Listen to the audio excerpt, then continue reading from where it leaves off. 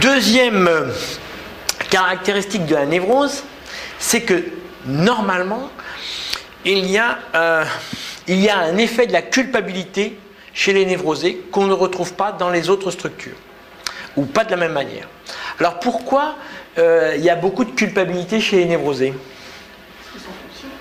Voilà, ils sont conscients et surtout le névrosé fait lien social. Or, le lien social est basé sur la culpabilité. C'est j'ai le droit de faire ça ou j'ai pas le droit de faire ça. Si je transgresse la loi, je suis donc coupable.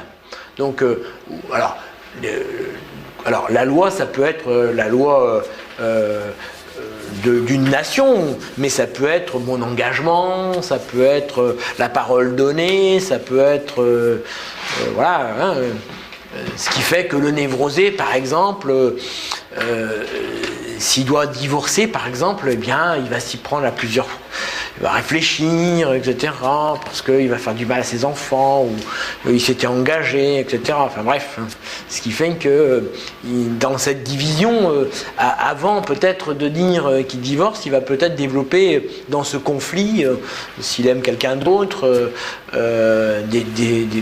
des maladies, des symptômes psychiques qui vont expliquer. Comme dans tout conflit, il y a un arbitre.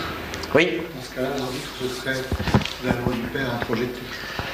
Alors, c'est une explication analytique, effectivement. Je le reconnais bien, notre freudien de base.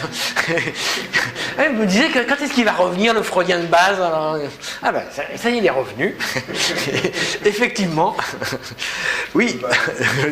Non, mais c'est pas péjoratif de base. C'est une assise, la base. C'est dans ce sens-là, évidemment. D'accord? Donc, effectivement, ce qui est important de bien repérer, c'est que dans la névrose, il y a cet effet, 1, de la réalité, 2, de la culpabilité, qui fait lien social à l'autre. Hein. On verra que ça peut être un levier, d'ailleurs, pour agir en thérapie. On verra ça dans différents cas cliniques que je vous présenterai.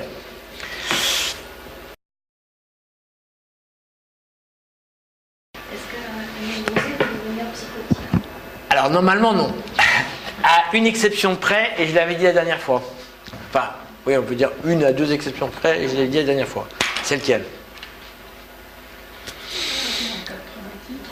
Oui, c'est-à-dire que exactement en cas de lésion cérébrale. Hein, c'est-à-dire qu'un cérébro-lésé qui va perdre notamment la dimension préfrontale ici, comme c'est cette dimension préfrontale qui nous permet d'accéder au symbolique, que donc le névrosé se caractérise par le fait qu'il a construit son moi dans les 3 registres, réel, je rappelle, imaginaire et symbolique. Ça va trop vite. Je recommence. Je refais le film.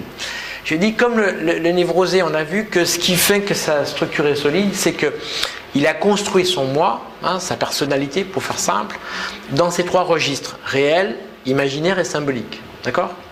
Or, ce qui caractérise le névrosé, précisément, c'est qu'il accède bien au symbolique. Il sait faire avec le symbolique.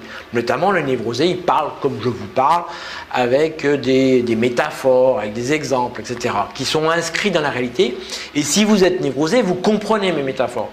C'est-à-dire que je peux parler au 1er degré, 2e degré, etc. Ça, c'est ce qui caractérise le discours du névrosé, c'est que précisément, il accède à cette dimension symbolique.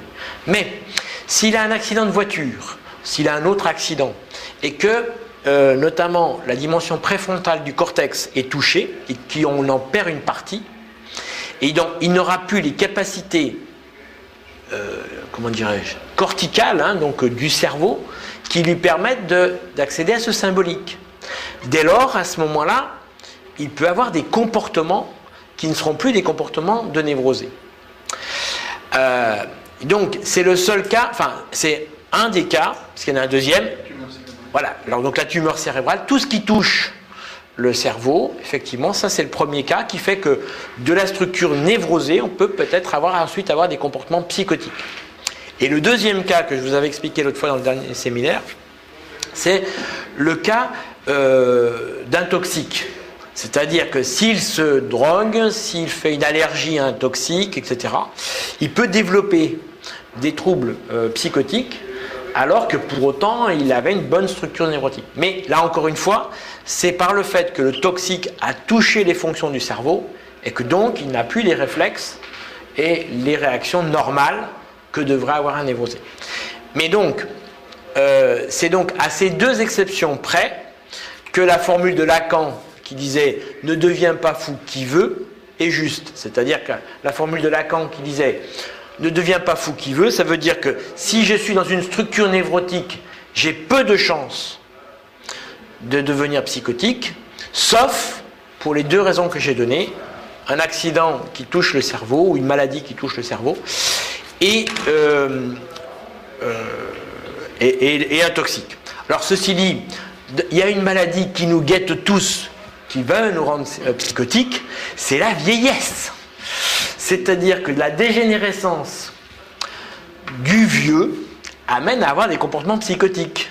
Et notamment la maladie d'Alzheimer, c'est une forme de dégénérescence qui amène à des comportements psychotiques qui leur font perdre la réalité. C'est pour ça que, alors, pour l'instant, dans la nosographie, c'est pas considéré comme une maladie psychotique, mais quand même, parce qu'elle n'est pas liée à la structure. Mais c'est quand même une forme dégénérative qui amène à ça.